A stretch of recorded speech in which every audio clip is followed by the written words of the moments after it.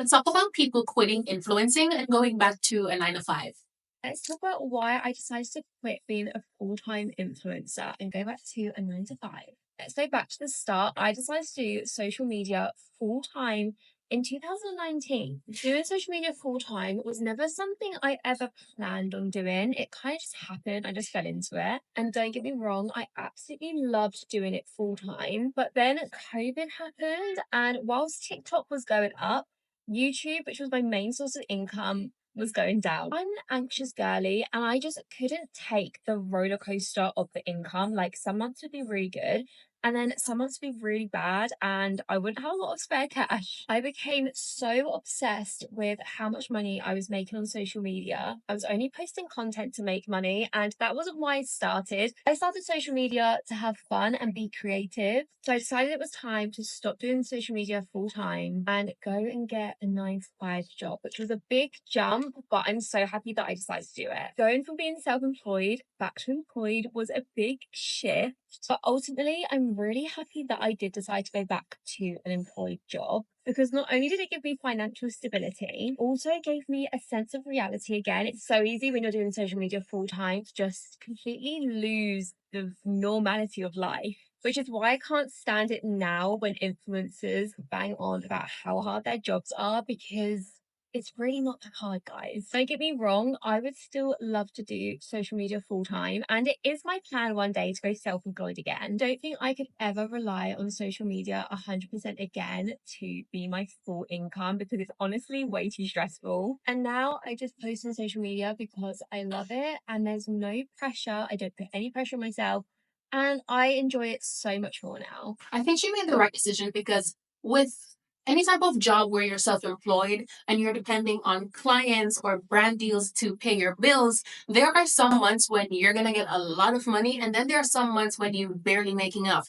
And if you're not really smart with your money, if you don't have an emergency fund, if you're not saving long term for those months when you're not making enough, you can run into financial difficulty even though you are making a lot of money, especially if you have a very inflated lifestyle. You live in a penthouse, you have this luxury apartment, you have a luxury car, you go luxury shopping all the time.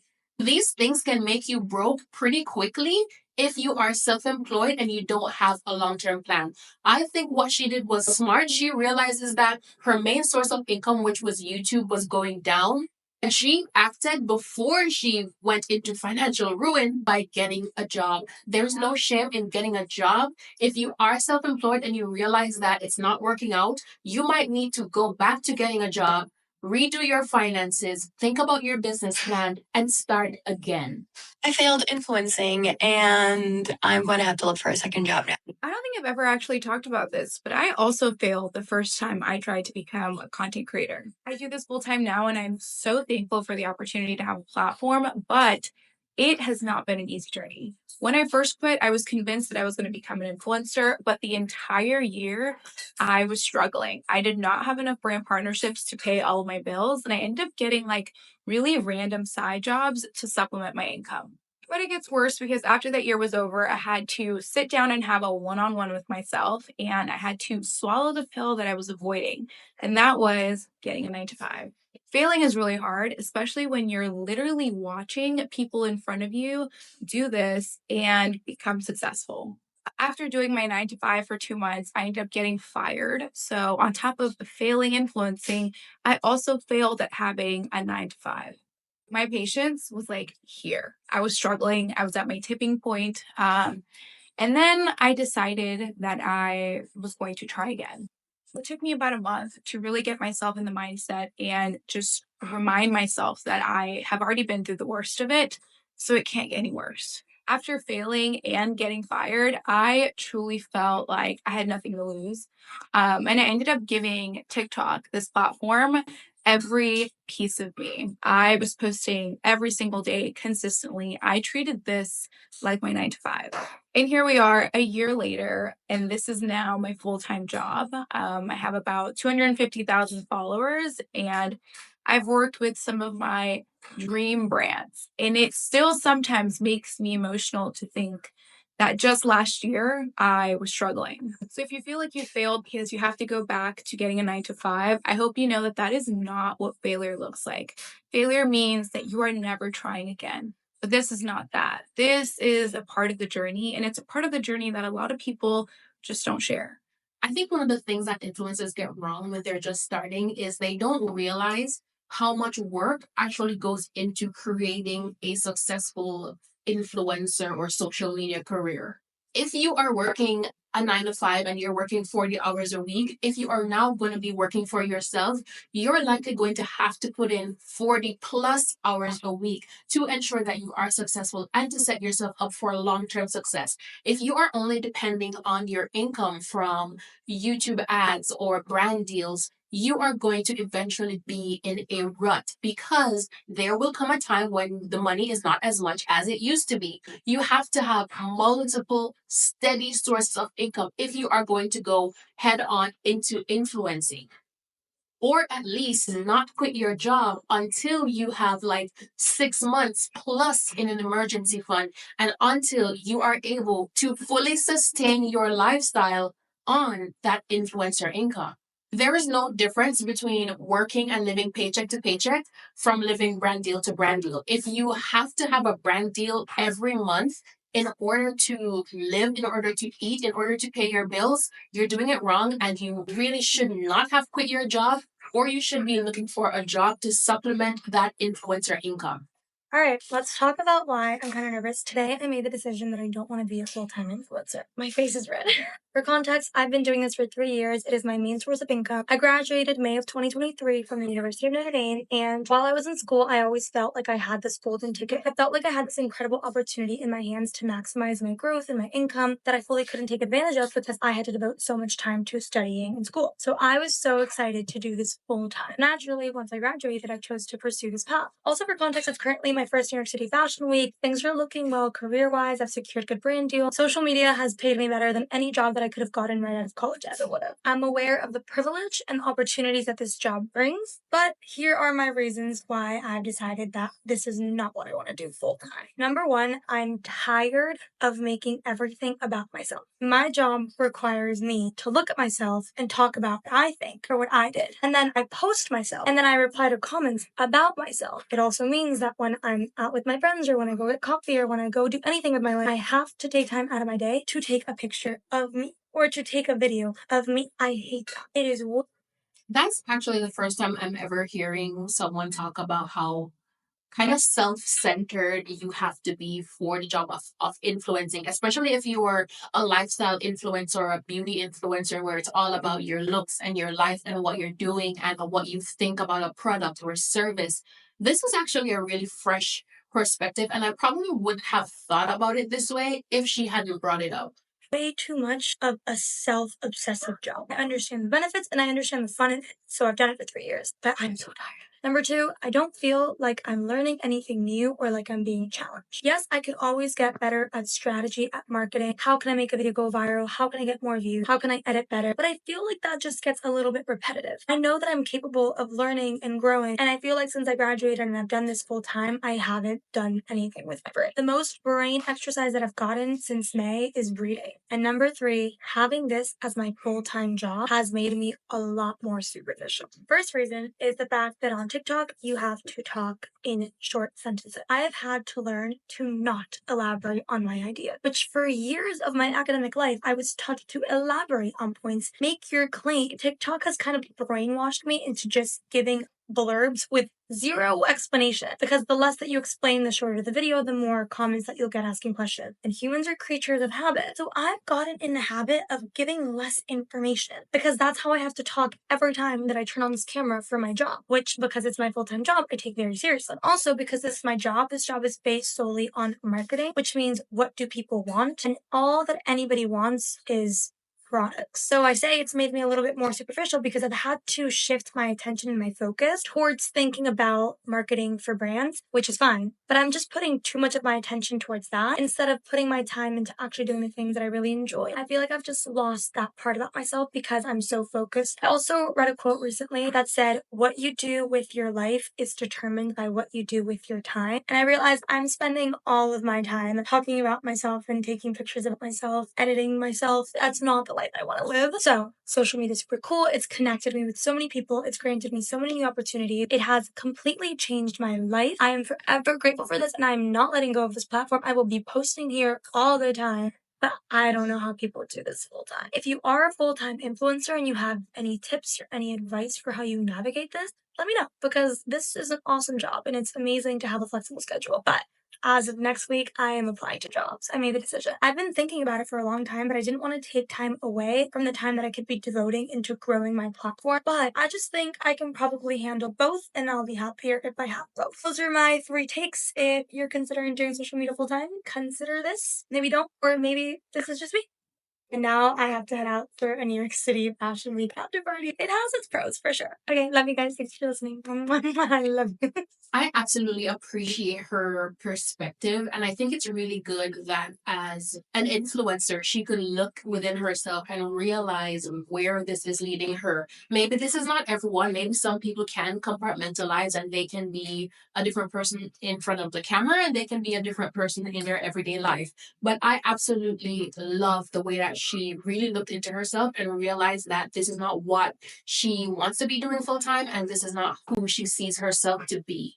I'm a full-time content creator who is officially going back to the 9 to 5. So let's talk about it while I unboxed my new work laptop. When I got laid off in September, I took it as a once in a lifetime opportunity to go all in on social media. I posted way more consistently and saw quite a bit of growth, especially over on Instagram in a short period of time. I started to get more paid opportunities and I was really starting to see the potential of it being a legitimate, profitable business. By the way, this is a 14-inch MacBook Pro with the new M3 chip. She is so pretty. Being a content creator and essentially working for myself and my own schedule has been nothing short of fun and amazing, especially in the beginning. But after 6 months of doing this full time, I have to say I'm feeling like something is missing. Don't get me wrong, there are so many pros of not working 9 to 5, but only doing social media has left me feeling a little bit uninspired and just not stimulated and not challenged. I'm still relatively in the early stages of my professional career, and I feel that it would be a shame to give up on it now, especially when I feel like there's still so much for me to learn and grow. And also a major factor that I did not realize is that my fiance and I are planning to purchase a home in the next year. The mortgage application process is so much more difficult as a new entrepreneur versus if you're working at a 9 to 5. I also found that doing social media full time was very lonely. I literally don't talk to anyone. I don't report to anyone. I'm the only one that makes sure that I get stuff done. Also, everybody else in my life works at a 9 to 5, so I'm kind of like the odd one out. After being full-time content creator for 6 months, there are so many things that I realized that I just did not expect and were really surprising to me. I can literally talk about this for hours and I have so much more to say, but it's impossible to fit it all in one video. Consider this as more of a life update. If you have any questions, please leave your questions in the comment section and I will reply to it in a future video. The common theme for both of these is how uninspired they feel because influencing is all about, as the first one said, it's just about products, it's just about pushing things, it's marketing, it's about self, it's not really about things that they think matter to them in their real lives. And I'm happy to see that there are some people who are willing to say, hey, I tried this, it worked for me, however, it was not for me as a person, because there are so many people right now who would love to be able to quit their jobs and go be an influencer full time. I got a 9 to 5 job after I was an influencer full time. The backstory, it was 2020. I was doing full time influencing and I was mainly on YouTube as my platform. I was making lifestyle content, but I didn't have enough going on in my life to keep making content. I felt very stale. I felt like I had nothing and I was like working towards my validation. He was getting views and likes, and if people liked me enough, and that is not healthy. I really hated the fact that I had to rely on algorithms for my success instead of just being able to rely on myself. That was like weird. I just didn't. I think this is the part of social media that people don't talk about enough. The gratification that you get from social media, of course, there is the money, but also if your content is not performing the way you think it should be performing, you are going to take that personally. If you spend hours making a video, editing, posting it, and then by your standards it flops, you're going to think that you're doing something wrong. Or if you make a series of videos and they're not getting as much likes, then you're going to start worrying about your future and how much money you're going to be making, especially something like YouTube where you can use AdSense and you can get paid based on your views. If your views are going down, you're going to start to think, my views are going down, that means my money is going down. And like so many of them will say, they just take random sponsorships because they just need to make money. And so sometimes they end up pushing products that they don't really care about, products that they haven't really used and tested because they need that money. Otherwise, they would not be able to pay rent or buy food. Genuinely felt like I didn't have enough stuff to even talk about or stuff to do because I just didn't know, like, what was I even doing? I don't know. Reason number two, I would say, is like the routine of it. Having an actual job and the structure of that is just, it's actually so nice. And I do work remotely. I work from home, so I can't speak on like going into an office. I think that's a lot harder than like working on that job. But it's just nice to have that structure to your day. Reason number three, I would say, is stability. Having that paycheck come in every 2 weeks, no matter what, having healthcare, not having to rely on social media as your main source of income. It's just nice in itself. And lastly, I do feel like I have gained more experience in life and honed my skills in different areas and improved my resume. We don't know how long social media is really going to last, how long is influencer economy. I mean, it is looking really good, and I still do work in the influencer field. But like, my point is, I just improve my skills and actually just get better as a human and keep leveling up.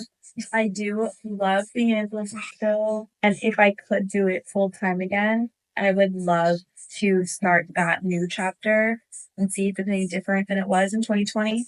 I also think that having a 9 to 5 job is not as horrible as people make it out to be. If it's the right job, if it's the right company, and that's my take on it. Don't let social media trick you into thinking a 9 to 5 job is the worst thing in the world, because it's not. I'm on my way to my 9 to 5 job now. It gives me stability. I have great work-life balance. Once 5 o'clock hits, like, I do not think about work. I am not checking emails. Like, I'm clocked out. I don't work weekends. I get a paycheck coming in every 2 weeks. Like, I know how much money I'm making. This job allows me to live the kind of life that I personally want to live. I am an influencer on the side, so I do technically have 2 jobs. And yes, you can make a lot of money influencing once you get to like a certain level, but it's very inconsistent, at least in my opinion. Like, there'll be a time where you get a lot of partnerships coming through, and then there'll be another time when it's really slow and it's really dead. And then some partnerships take you a month to pay out, 2 months to pay out. I've had some take me 3 months to pay out, which is not great. So you have to be really smart with your money in that way. And I feel like if that was my only income, I would be really stressed.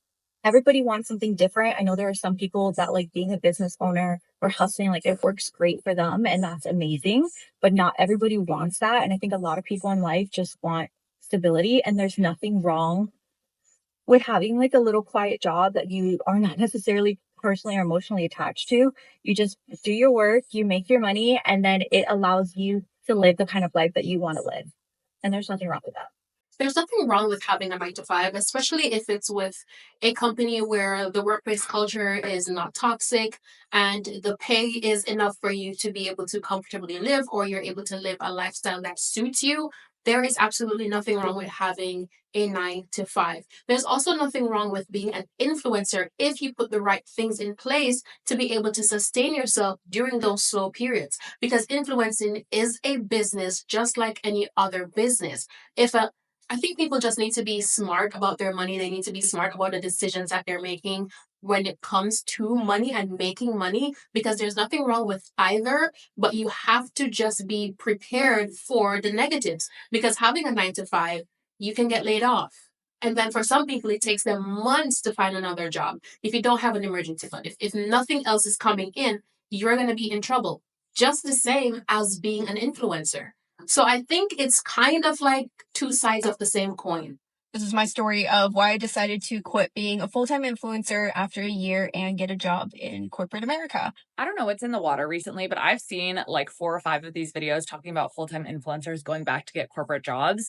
And this is what I think they're all getting wrong. The reasons for wanting to leave full-time influencing were pretty much the same across the board. Some people said financial reasons, but most people were making more money as a full-time influencer than in their corporate job. They just found they were getting bored, they weren't fulfilled, they didn't find themselves mentally stimulated day to day, and quote unquote felt like they were losing brain cells. And I think that wouldn't be the case if they approached it differently. There are actual scientific reasons for this feeling of losing brain cells. Your brain is an organ, and like most other things in your body, it functions with this use it or lose it capacity. If you are not actively engaging in problem solving and rigorous thinking, your brain is not forming new neural pathways, and it starts to lose cognitive function, which can lead to things like memory loss and brain fog and the feeling of getting dumber. And truly no shade at all, but if your entire day revolves around posting an outfit or sharing a beauty product and you are not engaging in that rigorous problem solving type of thinking, your brain is unable to stay healthy. Now, the grass is always going to look greener no matter what side of the fence you're standing. Like if you work a full-time job, chances are you've probably been burned out at one point and wanted to take a break. If you take a break, pursue full-time influencing, you get bored. You need that cognitive stimulation. The risk, however, with leaving the full-time workforce is that you may find that you struggle to re-enter it, especially when the market is so hyper-competitive. You've been out of work for long enough that your skills have started to become a little bit obsolete. But my thesis is that there's a world of opportunity that fits squarely in the middle of these two paths. You can use the flexibility and the financial opportunity that comes with being an influencer, but do it in a way that continues to develop your skills and advance your career, which of course is going to provide that mental stimulation that we all need. What I'm coining as the corporate creator will be the people that build a following on social media centered around their existing professional pursuits, cement their reputation as a thought leader. They'll keep building their professional skills, and they'll build a second stream of income that allows them the flexibility to take the breaks from the corporate career when they're feeling burnt out and give them an easier time finding a new job when they do decide they want to go back to work. Like, just imagine being able to structure your life differently year by year, getting to choose how you work and for who you work and in what ways you work and when you work, and being able to structure that depending on your stage of life and your goals at that time. I think there can be some sort of a middle ground between having a 9 to 5 and being an influencer. Of course, you can obviously do both. You can have a 9 to 5 and do influencing on the side, or you can do influencing in the niche of whatever your area of expertise is in. Like she said, the grass always is going to look greener on the other side. For people who have 9 to 5, they wish they could be influencers. And there's some influencers who wish they could have the stability of having a 9 to 5. Ultimately, make the best decision for yourself and your family and your wallet and your future self. Thank you so much for watching. Let me know your thoughts in the comment section below, and I'll see you in my next video.